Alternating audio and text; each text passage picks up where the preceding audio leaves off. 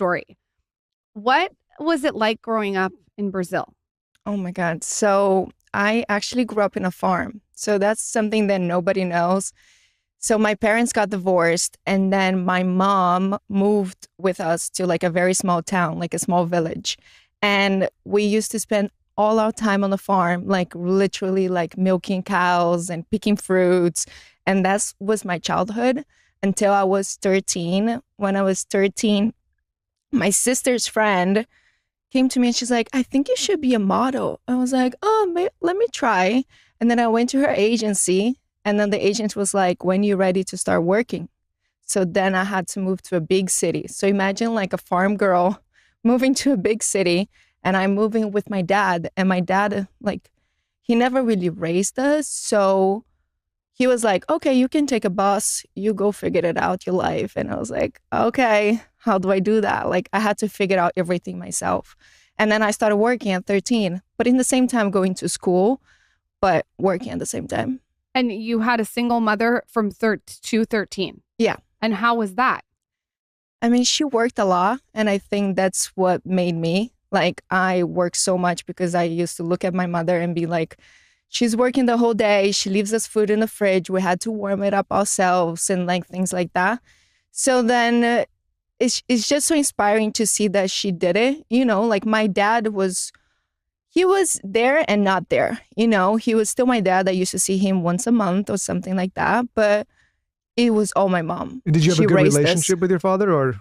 Yeah, I used to have I didn't know what to expect otherwise, you know, like. So it was an amicable separation. The marriage didn't work. Yeah, Okay. yeah, it didn't work. It's funny because Michael and I are having conversation right now about how he's like, we need to make sure the kids are independent and like doing their own thing because they always want to be with us. But one thing that's so cool about your story is it sounds like you had to just figure it out constantly. Yeah.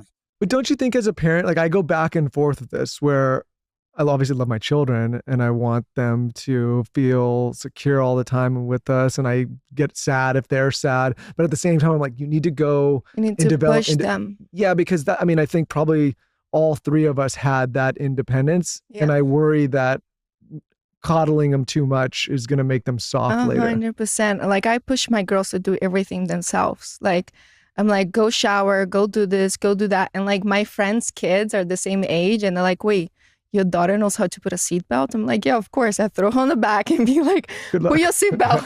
Like, and then they have to figure it out, you know? You push them like to learn things by themselves too. Otherwise, because if you do everything for them, they're not going to have that drive. But then in the same time, I think I'm too independent because they push me so hard to always be independent. Don't depend on a man. Don't like go for it yourself. And then now I'm like, I could just be a little more chill. I just have too much energy to like work, and I don't relax. So when you were little, your mom was like, never rely on a man.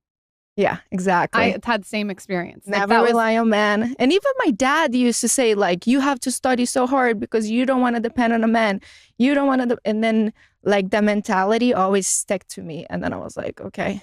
So when you start modeling at 13, what does like the nitty gritty actually look like of that? Because a lot of these stories that people come on the podcast, they were scouted and they started modeling, but there's a lot of stuff that goes on behind the scenes before you sort of get a really great gig. Yeah. So it was kind of funny because I was 13 and I was doing wedding dresses.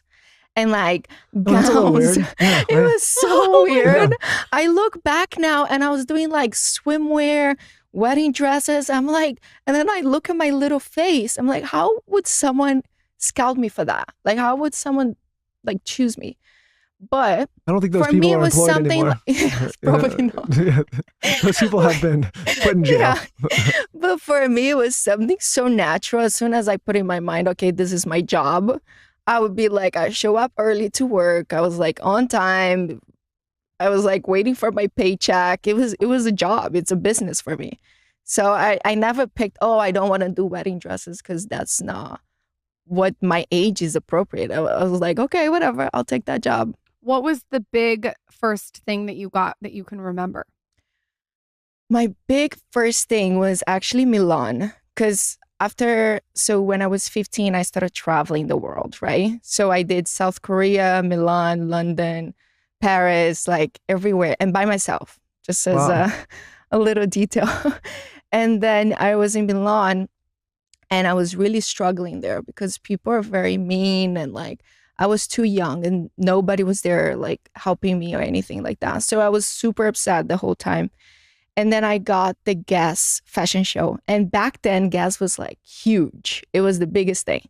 And then they made me close the show. And it was me in a wedding gown. So we're back in the wedding gowns. Me in the wedding gown, black wedding gown. And then I had to throw like red roses around. And it was like the biggest closure. And I remember sending my dad like pictures, and he was so proud of me. And everybody was, and I can never find that video. So if anybody finds that video, please send it to me. But for me, it was like, wow, okay, I need to keep going. Even though I was so depressed, like I was not happy with myself, I got like a really big thing at the moment. Our team needs to find that video. I'll be on that. You don't think you could just YouTube that and find like... I try, but I mean, I'm 32 now, so it was 17 years ago, 18 years ago. What are the differences between Brazil and all of these other countries that you travel to? I've never been to Brazil. Like if you were to describe what all the differences that you saw at a young age, what were those? Brazil is really fun. People are very happy. Yeah. So wherever you go, people are so welcoming. They open the doors for you. They're like, come over, come eat. They're very welcoming. And a lot of those countries that I've been to, for example, Italy, they're like Milan, they're not. Like Korea, they want to be, but they don't communicate. They don't speak English. They don't speak your language. So a lot of the countries I was just by myself. And in Brazil, I always had like my family and my friends, and I always felt like welcome. And in a lot of those places, you just on your own.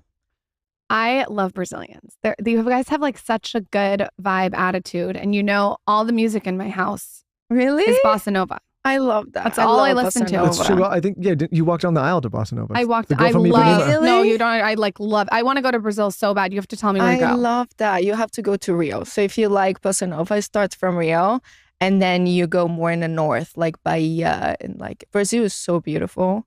I hope you're taking notes on this because I'd really like a Brazilian. I'll send you guys a full detail. Well, you come on, you bring all the jewelry. Now she's going to be on your website. I feel like this episode's going to cost me. Next time, if I ever come back to Austin, I'm definitely going to bring you something, Michael. I'm sorry. She's gonna be on your site after this, being like, look at this one, this one, this one. After you had the guest moment where you're walking down in a black wedding gown throwing roses, what were the other things that you remember looking back that sort of shaped your career?